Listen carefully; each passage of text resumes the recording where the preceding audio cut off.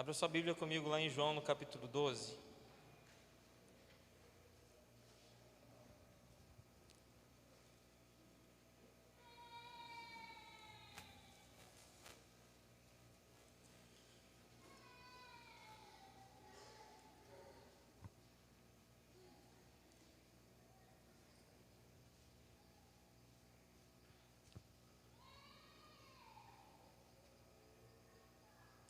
João 12. Vamos começar no versículo 1. Vamos ler esses 11 versículos aqui, do 1 até o 11. Queria que você acompanhasse na sua Bíblia, em primeiro lugar, e daí, se você não tiver a sua Bíblia aí você pode ler no telão, tá? Mas primeiro na sua Bíblia, tá? 6 dias antes da Páscoa, veio Jesus a Betânia, onde estava Lázaro, o que estivera morto e a quem ele ressuscitara dos mortos. Fizeram-lhe ali uma ceia, e Marta servia, mas Lázaro era um dos que estavam à mesa. Então Maria, tomando uma libra de unguento de nardo puro, caríssimo, ungiu os pés de Jesus e limpou os pés com seus cabelos. E a casa se encheu com o cheiro do unguento.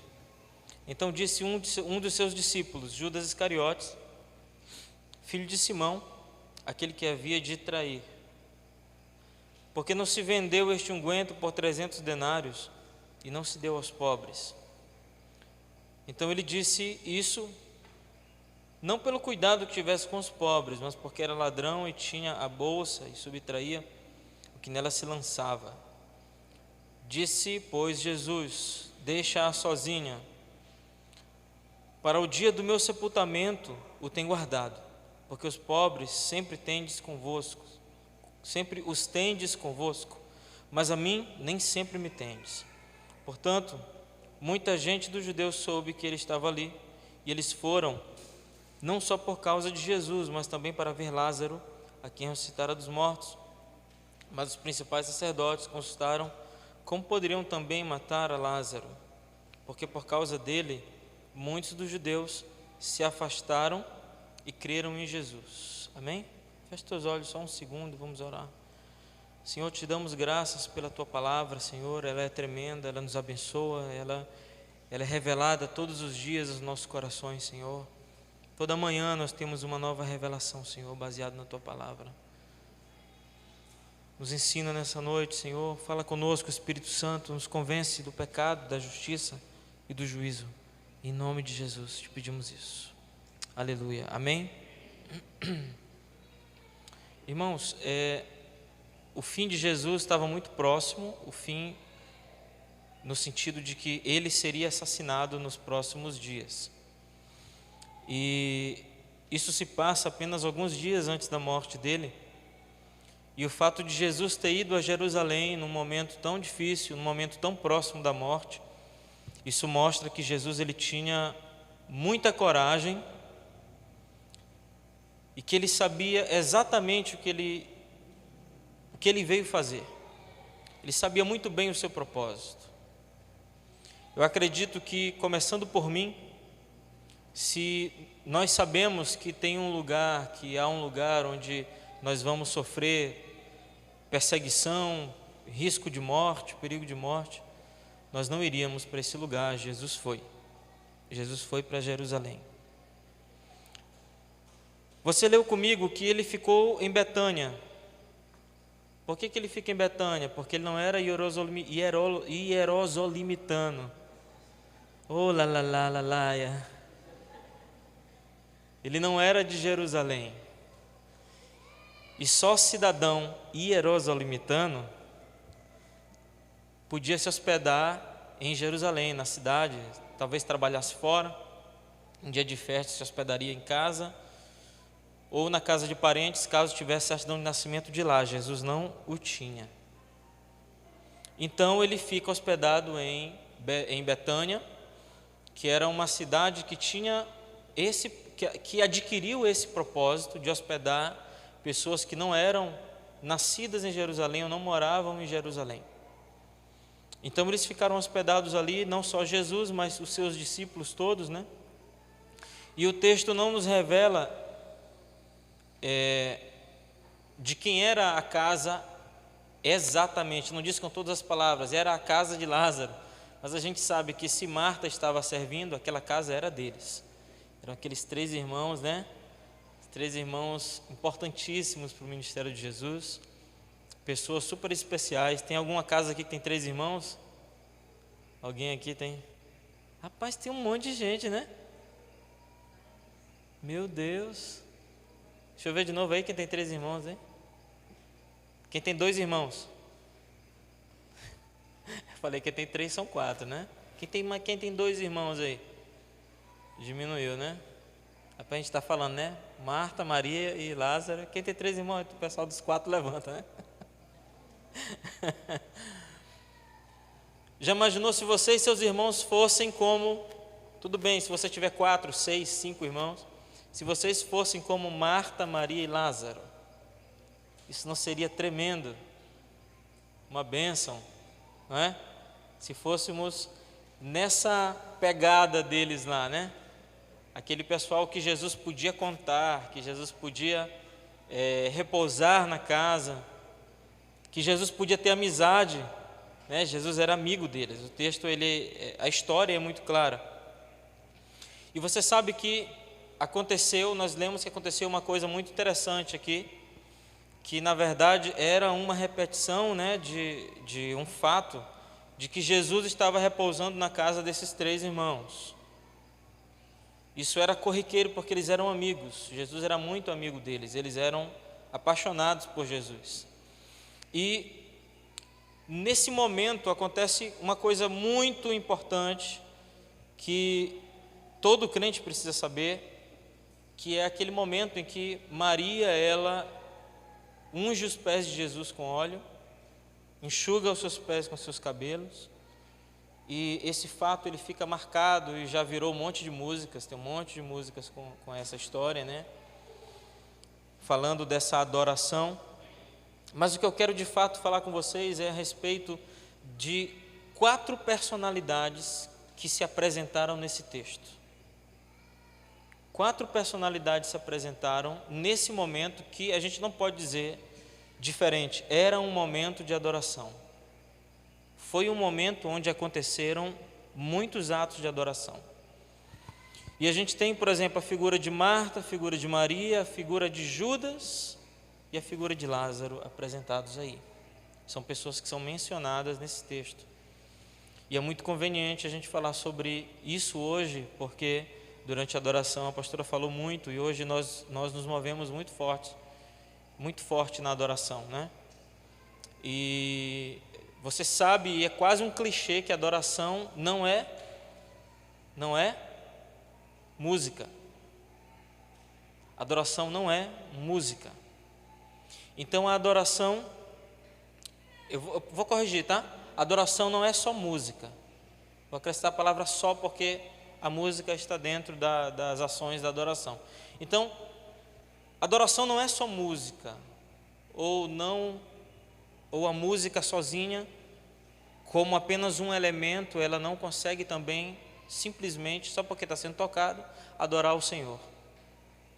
Ok? Nós temos aí nesse episódio uma personalidade da primeira pessoa que aparece aí, que se chama Marta. Marta é uma pessoa muito especial. Ela é muito coerente. Você é coerente? É a minha pergunta hoje.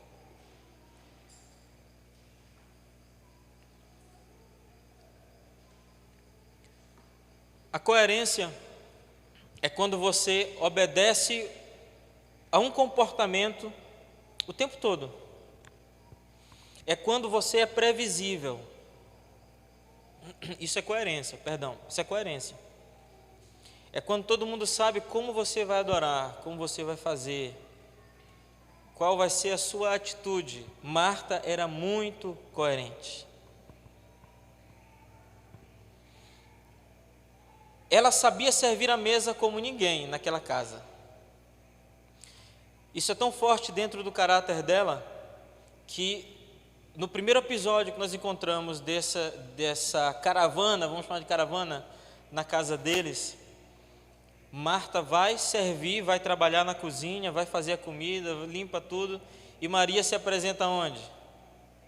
Lá aos pés de Jesus. E o que Marta faz? A repreende.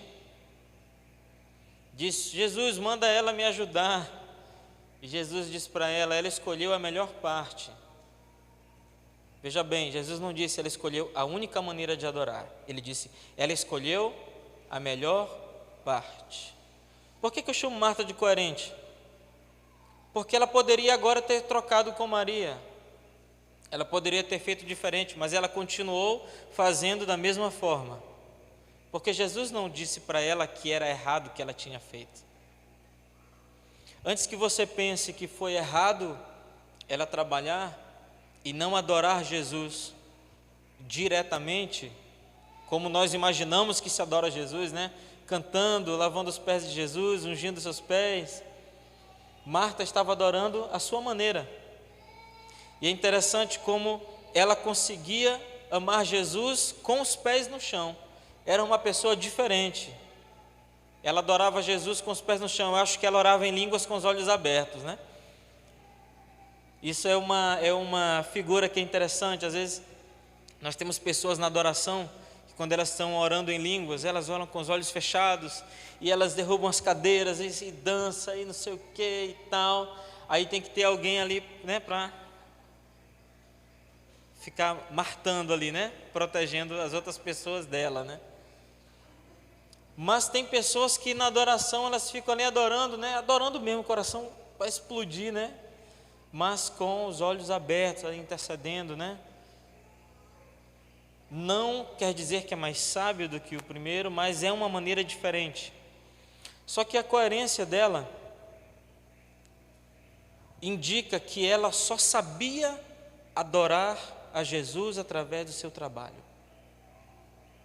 Ela só sabia demonstrar o seu amor mediante o trabalho das suas mãos.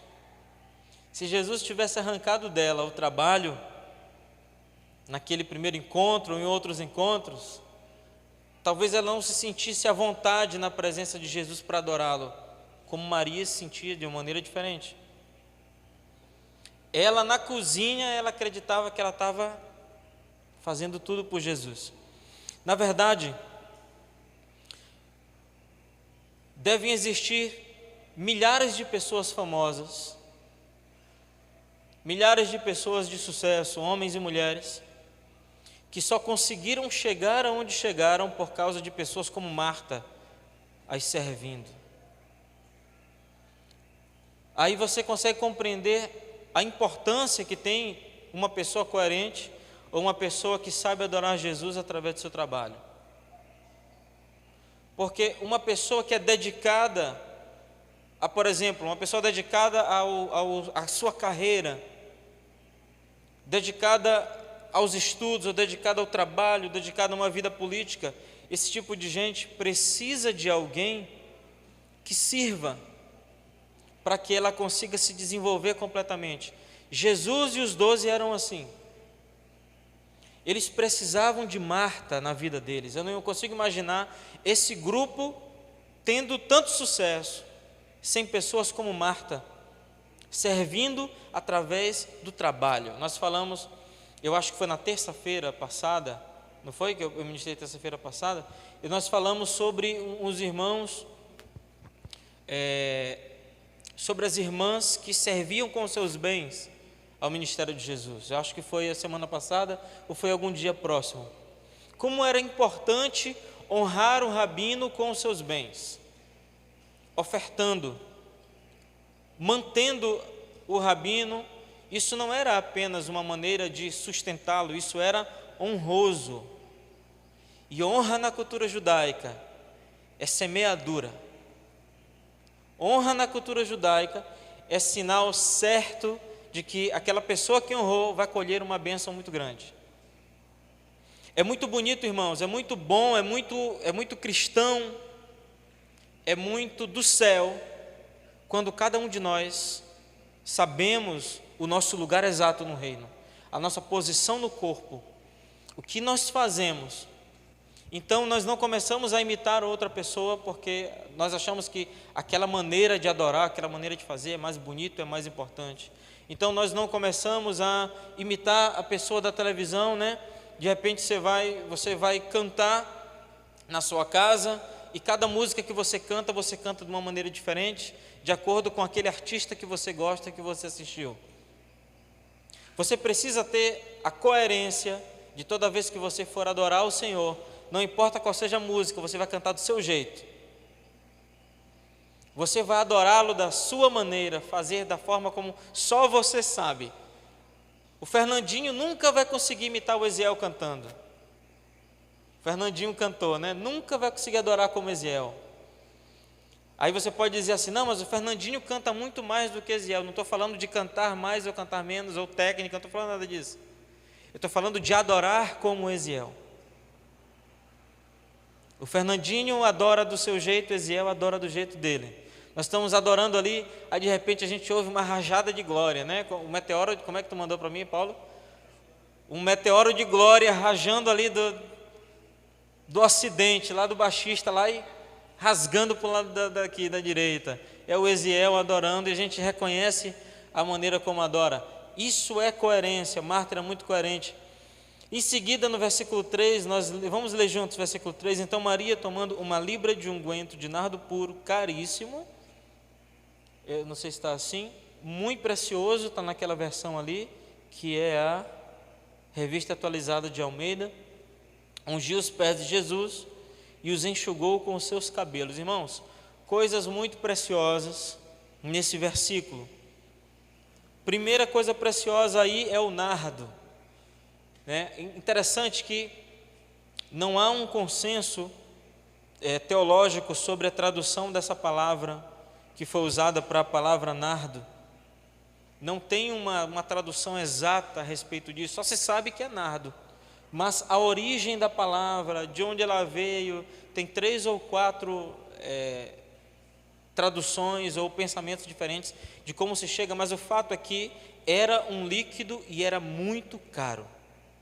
Eu não sei te dizer exatamente quantos dias, quantos meses de trabalho ela trabalhou para ter aquele nardo, mas era o nardo todo que ela tinha em casa.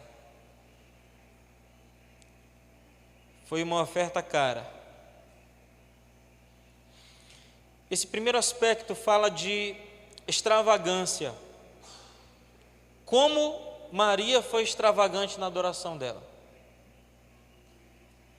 Não que ela não fosse coerente como Marta, mas que Marta era mais coerente do que ela. Mas ela era muito mais extravagante do que Marta. Cada uma na sua maneira de fazer.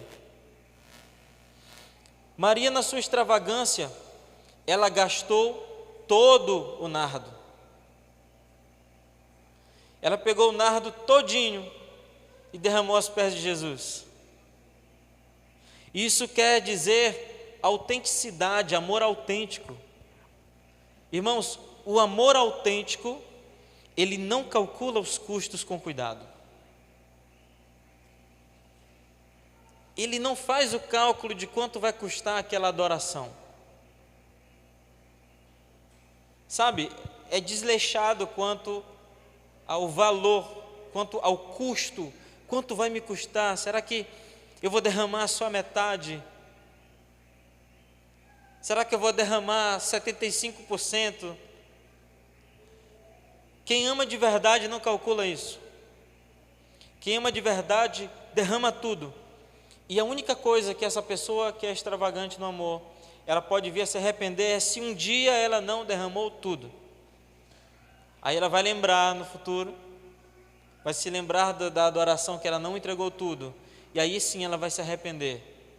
Isso é autenticidade. Você é autêntico na sua adoração? Você é exagerado na sua adoração? A gente precisa ser, irmãos. Maria também, ela foi humilde. Porque veja bem, Maria tinha óleo. E Salmo 23, versículo 5 diz: unges-me a cabeça com óleo. Por quê? Porque era uma cultura judaica. de ungir a cabeça a alguém que se honra, que se gosta. O que ela faz, irmãos, é ungir os pés, porque ela não tinha a prepotência de se fazer entre os irmãos mais importante, de ser lembrada como alguém que derramou óleo sobre a cabeça de Jesus. Não, ela quis ser lembrada como alguém que derramou aos pés de Jesus. Ao mesmo tempo que isso é humildade, isso falta de absoluta falta de consideração consigo mesmo, porque ela não só derrama nos pés de Jesus, como ela enxuga os pés com os cabelos. E você sabe o valor do cabelo para a mulher judia. A mulher judia, ela não cobre os cabelos até casar, mas no dia do casamento ela cobre os cabelos, e para sempre, para a ortodoxa, para sempre, o cabelo só pode ser visto pelo marido. Então na rua elas usam peruca, ou elas usam como é que é o nome? Para não chamar pano, aqui pano é coisa de homem, né? Tem que ser o nome feminino. Um lenço, né? Pano para a gente, lenço para elas, né? Então elas usam um lenço, né, no cabelo. Eu não faço nem questão de me lembrar, irmã, isso é coisa de mulher, sabe? É de mulher. Como eu falei naquela vez, não existe rosa, existe vermelho fraco, né? Vermelho aguado. Para o homem é desse jeito assim. Irmãos, elas fazem isso. Você sabe que é desonroso para a mulher mostrar o cabelo. Ora, vamos por partes. Se é desonroso mostrar, é muito mais humilhante sujar o seu cabelo limpando os pés de alguém que estava vindo de um caminho, de algum lugar, de outro lugar. Só que ela não tinha consideração por ela era extravagante, ela não estava nem aí, irmão.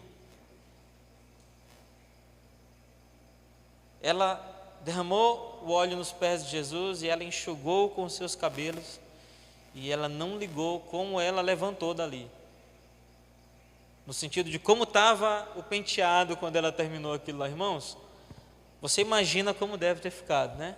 Uma moça que nunca tinha cortado o cabelo, que cuidava do seu cabelo para o seu marido, ela derrama óleo e enxuga os pés sujos de alguém com aqueles cabelos. Deve ter levantado linda, né?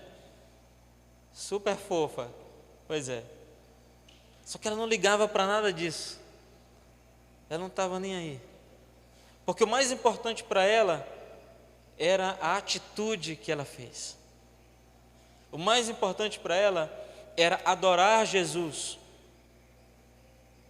Não era proteger a sua reputação. Era ungir os pés de Jesus. Era isso que era importante. A gente é igualzinho a ela, né? A gente fica preocupado com um monte de coisa na nossa adoração. E eu não estou falando só do nosso momento de adoração aqui, eu estou falando da adoração como vida. Adoração no nosso dia a dia. Como a gente vai se comportar depois. Eu vou falar sobre isso daqui a pouco, sobre a nossa adoração fora desse momento de culto, fora da igreja, né? Além dessas paredes aqui quando nós sairmos, né? Será que as pessoas do teu trabalho, elas fazem ideia da maneira que você se comporta quando ouve um sol com a quarta numa hora da adoração? Quando você está aqui adorando e aí começa aquela música, sabe aquela música que você ama? Tem até um gif aí, né? Aquela música que a gente ama, que a gente chora, que a gente dá pinote.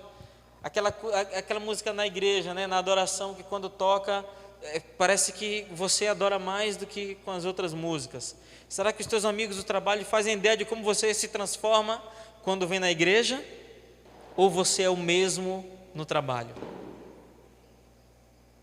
Eu vou te dar uma notícia, pode ser boa, pode ser ruim. Se o teu amigo do trabalho ele se surpreender com você na igreja, então você não é crente no trabalho. Essa foi... Eu vou mudar a pregação, ficou ruim agora. Estava tão bom, né? Estava uma pregação de autoajuda, agora ficou meio ruim. O apóstolo João, ele gosta de falar as coisas de uma maneira muito poética, ele é muito visual, ele é muito descritivo.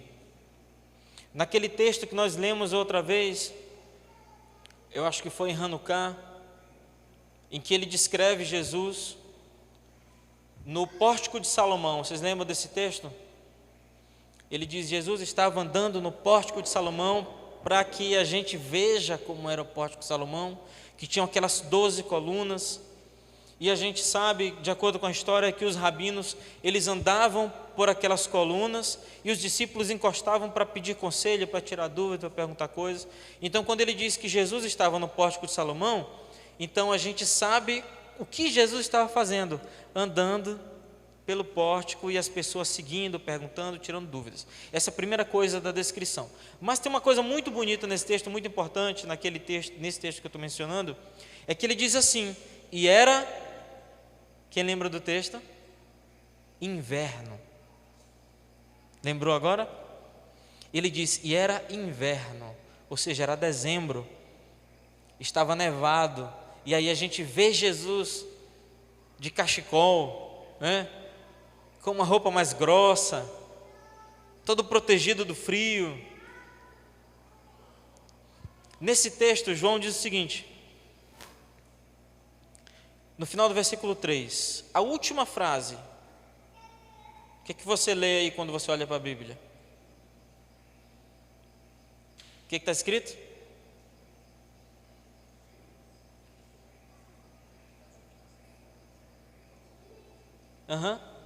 Mas, gente, vocês estão lendo na parede e não estão falando, misericórdia. Encheu-se toda a casa com o perfume do bálsamo. Minha versão diz: e a casa se encheu com o cheiro do unguento. Ora, ele é muito poético, né? Ele está fazendo a gente perceber que a casa ficou toda cheirosa, né?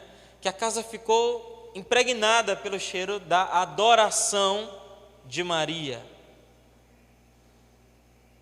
Isso fala de muitas coisas. Ele pode ter falado apenas de maneira superficial, mas sendo João, não é possível. Ele fala também com segundas intenções.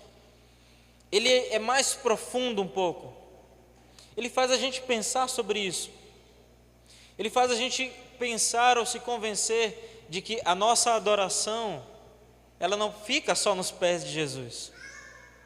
Ela contagia todo mundo. Ela enche a casa toda. E Maria, como representante de quem adora Jesus, assim como Marta também como representante de quem adora Jesus, significa que nós devemos contagiar todas as pessoas com a nossa adoração. Adoração não é só música. Já que a adoração é o nosso estilo de vida, então ninguém deve se surpreender com a tua adoração, porque já deve saber como você adora. Você tem que ser coerente. As pessoas têm que saber como você é, em todos os lugares, como é a tua adoração, como é teu comportamento. Todo mundo precisa te reconhecer em todo lugar. Isso fala de encher toda a casa. É isso que quer dizer para nós hoje, a interpretação para encher toda a casa. A nossa adoração enche o nosso ambiente de trabalho, enche a casa dos nossos amigos, enche a nossa rua. Precisa encher, irmãos. Tinha uma irmã lá no Quatrac 4, amiga da minha esposa, que a gente passava na porta da casa dela. Não, era no Quatrac 3, né, que fica em frente ao 4, naquela descida. Ali no Quatrac 3, a gente passava na frente da casa dela, irmão, podia ser qualquer hora, estava tocando adoração, né? Tocando David Keelan, altão, tocando lá, enche esse lugar, e a mulher gritando de lá dentro. A impressão que a gente tinha que ela não fazia nada da vida, né? Mas estava lá adorando lá, direto, o tempo todo adorando, o tempo todo. Muita coerência, muito contágio,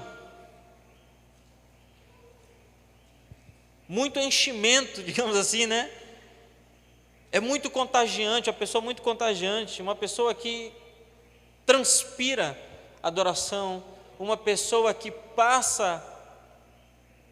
que contagia outras pessoas com adoração. Eu preciso ser assim, acho que só eu que preciso ser. Precisa contagiar, a nossa adoração precisa contagiar, irmãos. A nossa vida de adoração, a sua vida de adoração precisa contagiar outras pessoas. Precisa encher a casa. Amém? Precisa encher a casa. Nós temos também Judas, no versículo 4. Judas Iscariotes, filho de Simão, aquele que havia de trair, ele disse, versículo 5, por que não se vendeu esse unguento por 300 denários e não se deu aos pobres?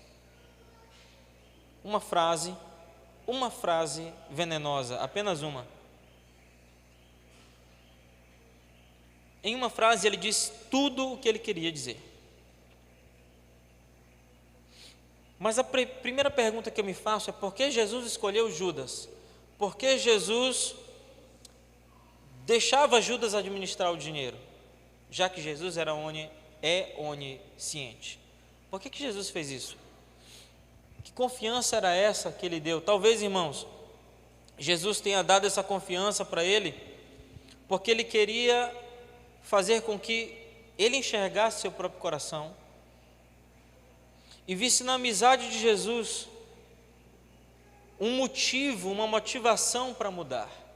Jesus já tinha dado várias provas de que ele era onisciente, de que Jesus era onisciente, de que sabia o que Judas estava fazendo.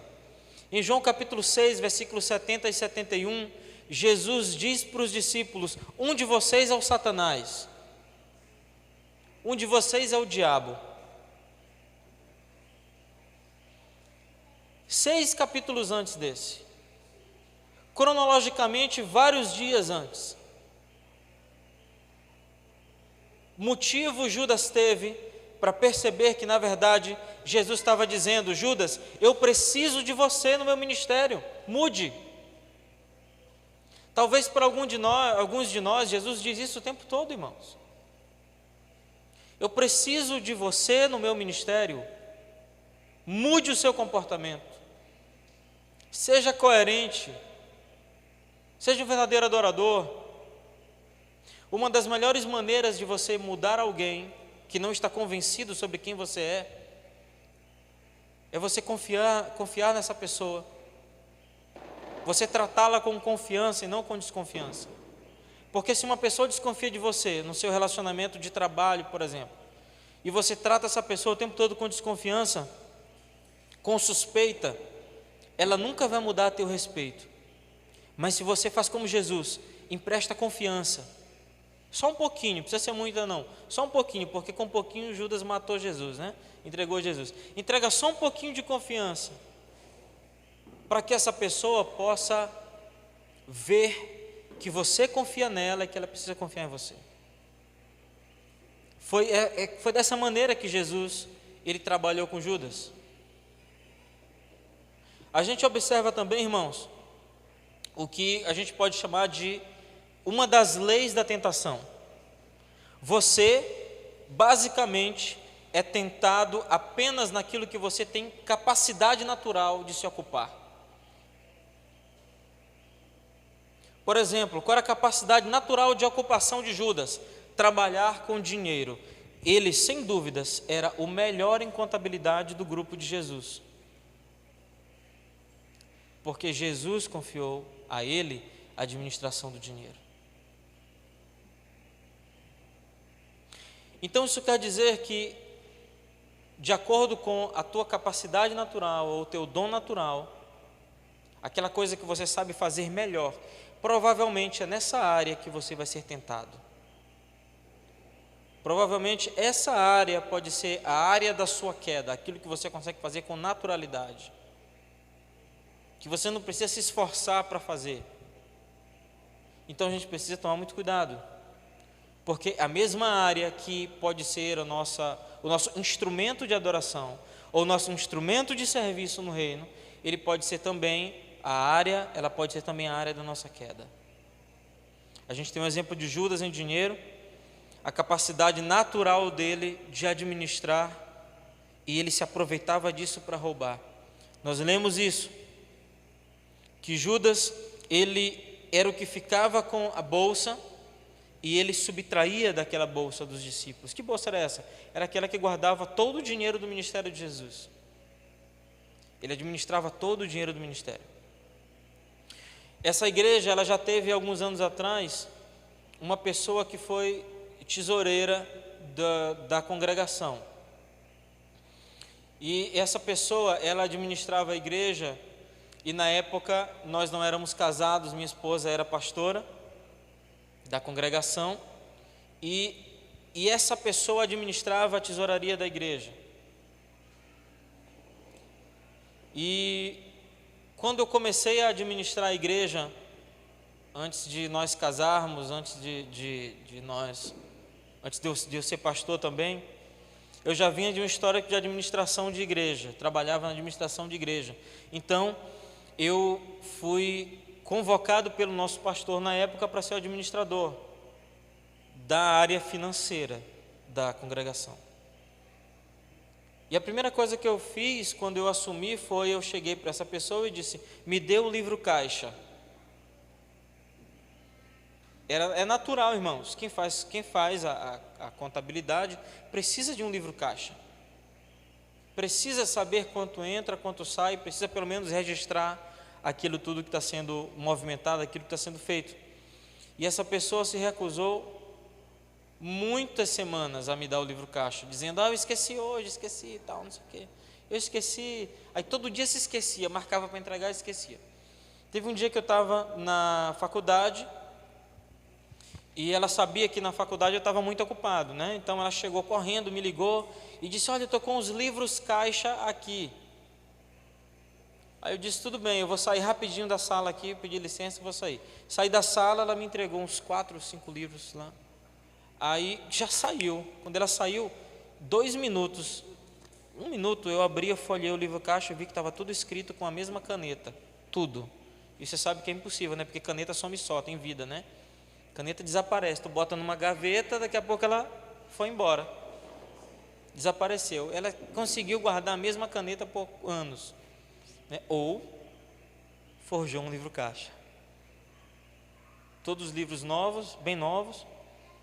Então ela gastou semanas ali para poder bolar um livro caixa, né?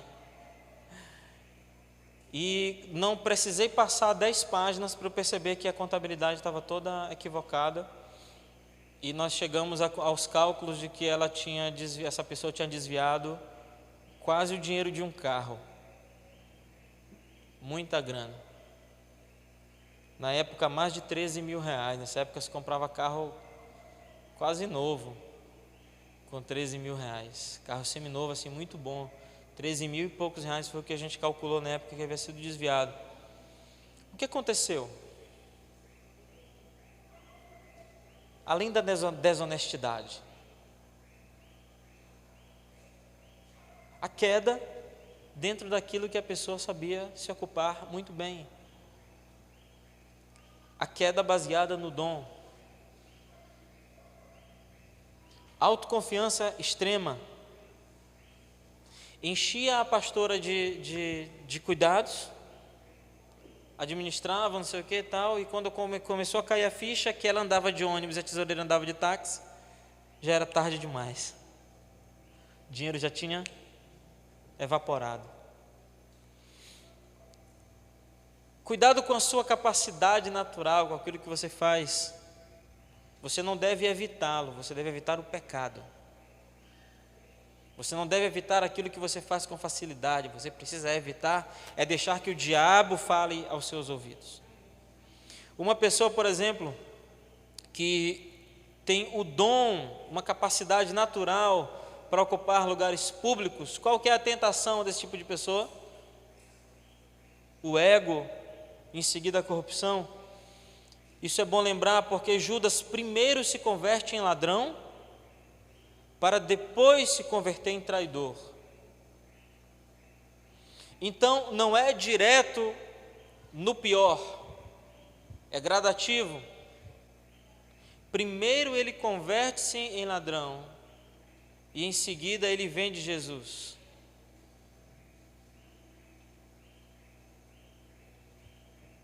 E as 30 moedas que ele vendeu Jesus não era mais dinheiro do que todo o dinheiro que ele já tinha roubado. Então o problema de fato não foi a quantidade, foi o modo de vida, a vida de adoração que ele passou a ter. A vida de falsa adoração que ele passou a ter.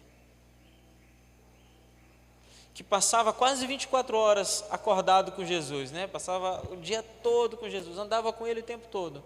Mas a adoração dele não era mais adoração verdadeira. Já foi?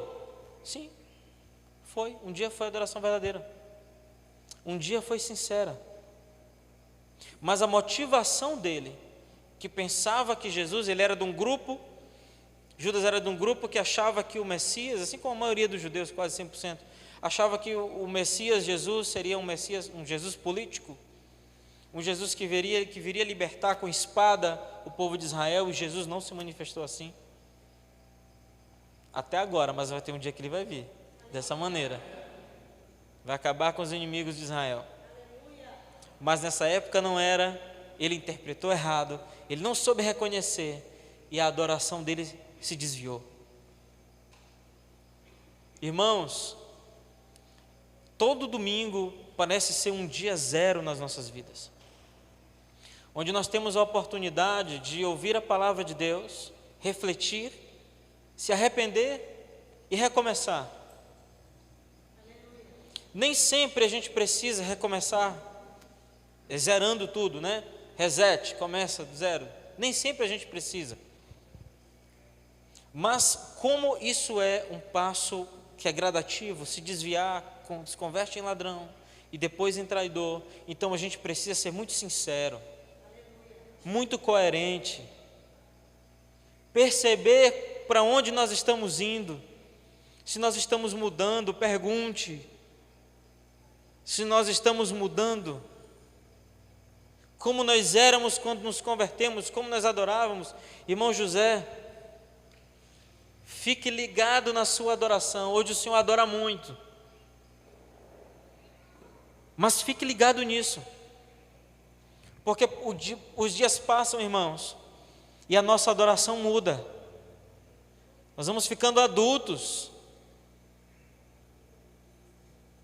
vamos ficando frios, desleixados, incoerentes, e a gente nem percebe quando se desvia. Algo que é terrível que Judas fez, que esse tipo de gente faz quando adquire essa personalidade, ele consegue distorcer a visão verdadeira das coisas. Olha só, Maria tinha ofertado um unguento em adoração e o perfume encheu toda a casa. Era uma adoração completa. Ele conseguiu fazer aquela adoração ser menosprezada e disse: nós poderíamos vender por 300 denários esse perfume e dar aos pobres. Irmãos, qual que foi a resposta de Jesus? Que os pobres sempre teriam, né? Nós sempre teríamos os pobres conosco. Mas Jesus em pessoa era só naquele momento. Eles só teriam Jesus de carne e osso naquele momento.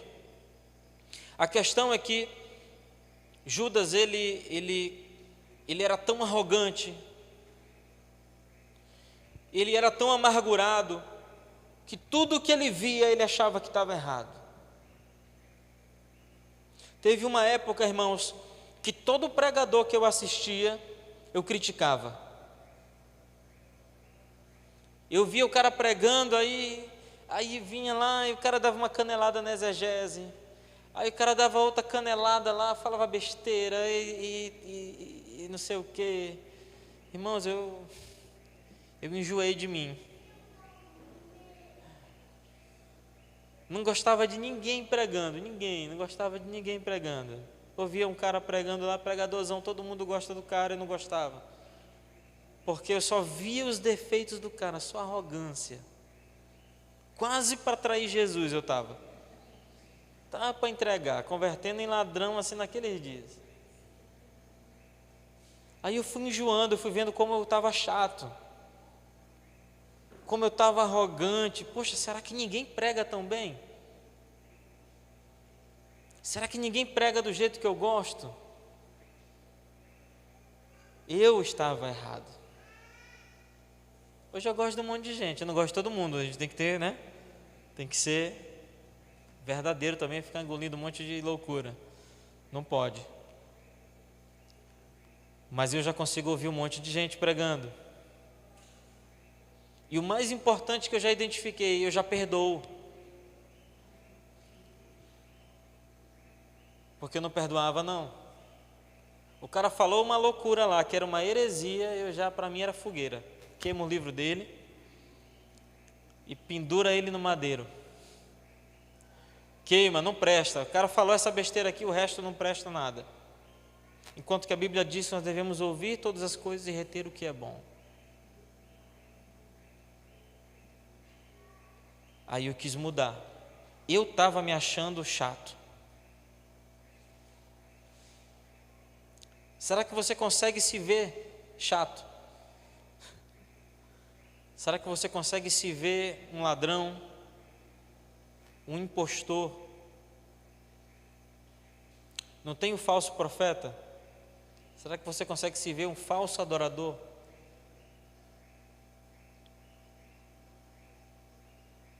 Alguém não verdadeiro, alguém incoerente na adoração? Alguém que vem, que chega no culto para adorar e um dia adora como ninguém, adora com excelência, né? Adora bonito. No outro dia é uma adoração qualquer nota, como a gente diz na nossa gíria musical, uma adoração qualquer nota.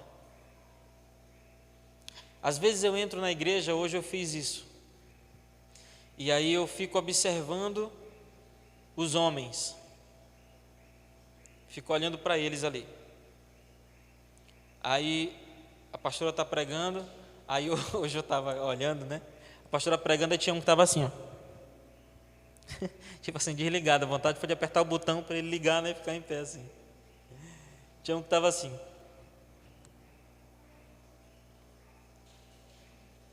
O que aconteceu de tão triste que te fez ficar assim?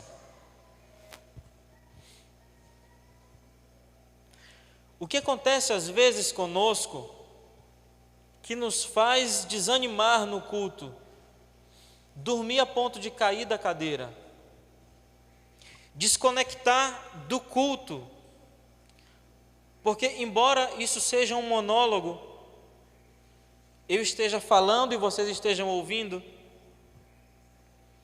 na verdade, a ação desse culto é coletivo. Eu gosto de dizer que a única coisa que é individual no reino é o arrependimento. O resto parece que é coletivo. Se eu perceber outra coisa que é individual, eu corrijo. Mas parece que o arrependimento é individual e as outras coisas são coletivas. Mamãe dizia, né? Cadê mamãe? Não, arrebatou não foi, que eu estou aqui. Mamãe dizia, salvação individual. Isso é porque eu estava muito bem, não estava na fé? A mamãe dizia, salvação individual, né? O cara quando ouve isso é porque está super legal, né? Diz, salvação individual. É, irmão, salvação individual. O arrependimento, ele é individual, mas o resto é coletivo. Então, o que te faz ficar tão triste num culto? Não pode ser por causa do monólogo, porque só tem eu falando e vocês ouvindo. Não pode ser. Ou não deveria ser. Porque daqui a pouco nós vamos transformar isso em ação. Nós vamos orar. E ao mesmo tempo que eu estou pregando, eu sei que vocês estão observando. Poxa, será que eu sou como Marta, como Maria ou como Judas na adoração? Será que eu dou tudo de mim como Marta? Será que eu dou tudo que tenho como Maria? Ou será que eu critico todo mundo como Judas? Nós nos encaixamos apenas em uma dessas três personalidades. Você se dá todo, ou você dá tudo, ou você critica todo mundo. Qual é a sua? Por que tristeza na hora do culto? Por que cansaço? O apóstolo Rafael Ortiz, que já faleceu no ano passado, ele falava de um tal de espírito da cidade. Não se referindo a um espírito maligno que está na cidade, porque não tem só um, tem um monte, né? Mas sobre um comportamento que está sobre as pessoas. Que parece que vão para o trabalho, vão para a rua, chegam e tal, e são tantas coisas. Irmãos, tantas coisas nos contaminam, tantas coisas nos cansam, tantas coisas nos deixam enfadados, que quando a gente chega para a adoração, a gente não tem mais nada para dar. Ou não somos mais ninguém para nos entregar para Jesus. Nós somos pessoas que ficamos numa posição neutra, e essa posição é a posição perfeita para olhar só a vida do outro e não a sua. Então, como ele falava, o espírito da cidade faz com que a pessoa chegue cansada, chegue desanimada, mas principalmente reflexiva sobre a vida do outro e não a sua.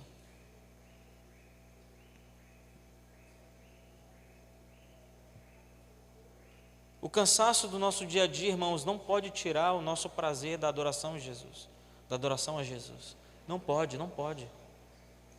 O nosso desgaste diário não pode tirar o prazer que há na adoração a Jesus. Nada pode fazer isso conosco. Nada pode fazer isso contigo. Você precisa ser o mesmo todo dia. Nós temos dificuldades, claro, problemas, sim. Coisas que são para desanimar, sim. Mas Jesus arrancou todo o fardo. Se você se lembrar disso só um pouquinho, então você já vai ter motivo suficiente para adorá-lo. Ele tirou o nosso fardo, e essa palavra é tremenda, porque fardo fala de trabalho, fardo fala de peso, fardo fala de cansaço, não fala só de pecado, fala de um monte de coisas que tiram a nossa adoração, que tira a nossa coerência, tira o motivo da nossa adoração ao Senhor. Irmãos, não desanimem. Eu queria finalizar com ele estar voltando, mas não, a gente ainda está aqui. Não desanimem, porque nós ainda estamos aqui e nós precisamos encher com o cheiro da nossa adoração toda a casa. Nós precisamos contagiar as pessoas. Precisamos influenciar as pessoas com a nossa adoração. Isso não é velho, isso não passou. Isso é atual. Nós temos hoje pessoas mais espiritualistas do que em todo o tempo da história. Pessoas que adoram todo tipo de coisa. Está aí os veganos aí que adoram o seu estilo de vida, de comer só coisa verde, que na verdade é uma fatia de um projeto que existe, que eu não vou comentar agora porque é muito longo, mas é um projeto humanista, é uma fatiazinha de um projeto humanista. Irmãos, não podemos nos contaminar com essas coisas, porque todo dia nós vamos ter motivo para isso. Todo dia vamos ter motivo para criticar os outros, todo dia vamos ter motivo para nos desviar, todo dia vamos ter motivo para não adorar o Senhor, todo dia vamos ter motivo para não vir ao culto, para não vir às redes. Mas ao mesmo tempo nós temos motivo todo dia para adorar a Jesus.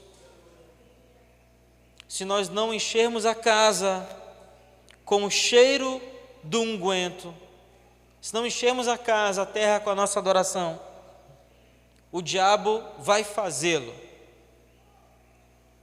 E ele está fazendo isso, irmãos, não está brincando. Não está brincando. Eu quero terminar com isso.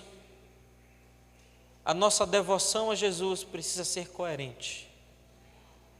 A nossa adoração precisa ser constante, com a palavra que a gente usa, contínua. Contínua. Às vezes até na torre de oração, quando a gente faz adoração contínua, que a gente chega, a gente vê aquela adoração lá que, meu Deus do céu, o cara lá adorando que parece que o teto está descendo assim, e prensando a pessoa de tanta tristeza, de tanto cansaço, de tanto desânimo. Não, irmãos, não tinha isso com Marta e Maria. Era adoração constante, contínua, extravagante, com o que tinha, com o que era, e enchia a casa. Vamos ser coerentes, amém? Vamos adorar o Senhor com coerência. Onde você estiver, onde você trabalhar, no que você fizer, seja coerente na sua adoração. Mude o ambiente em que você se encontra. Mude como Jesus mudou o ambiente do barco. Mude como Jesus mudou o ambiente do mar da Galileia, que estava cheio de tempestade. Ele colocou os pés e foi andando sobre as águas e disse para o mar se acalmar, e o mar se acalmou. Irmãos, nós podemos fazer isso através da nossa adoração. Nós podemos mudar o ambiente completamente através da nossa adoração. As intrigas que tem no teu trabalho, no teu serviço, na tua escola, elas podem ser derrubadas através da tua adoração. As pessoas falavam muito disso. Hoje parece que falam menos. Você tem autorização para fazer isso do Senhor, não minha, do Senhor para fazer isso. Você é que rege o ambiente de onde você habita. Você tem que encher esse lugar com o perfume da adoração. Amém? Vamos orar ao Senhor, fique de pé no seu lugar. Tem pessoas que têm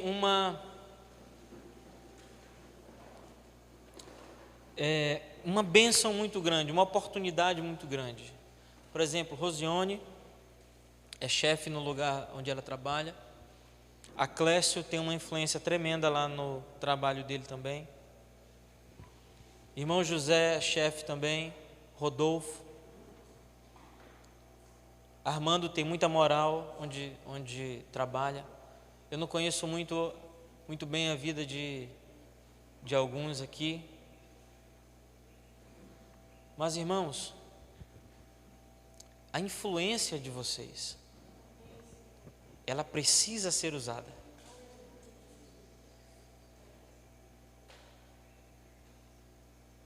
Coloca uma música para mudar o ambiente lá. Coloca uma adoração. Convoca o pessoal para orar. Eu estou lendo um livro, eu não posso comentar sobre isso agora, porque senão eu vou mandar cortar o vídeo em várias partes.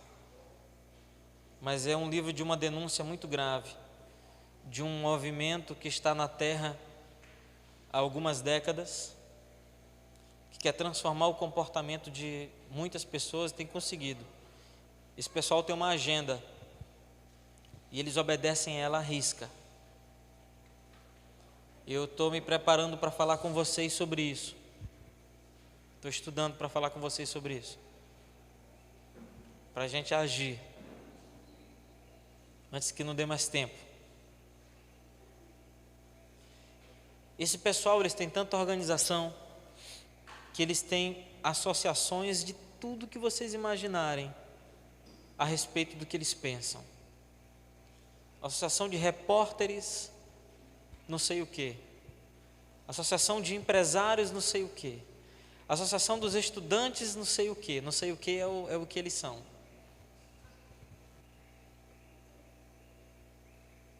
E eles têm alvo, serem tantos em tal área, em tal lugar, até o dia tal.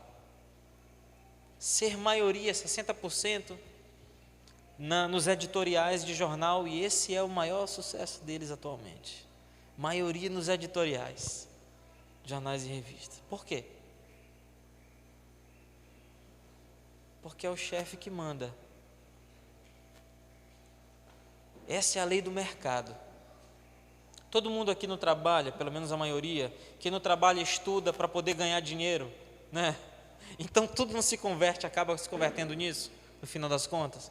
A gente não parece que fica focado só nisso, o dia todo, a vida inteira.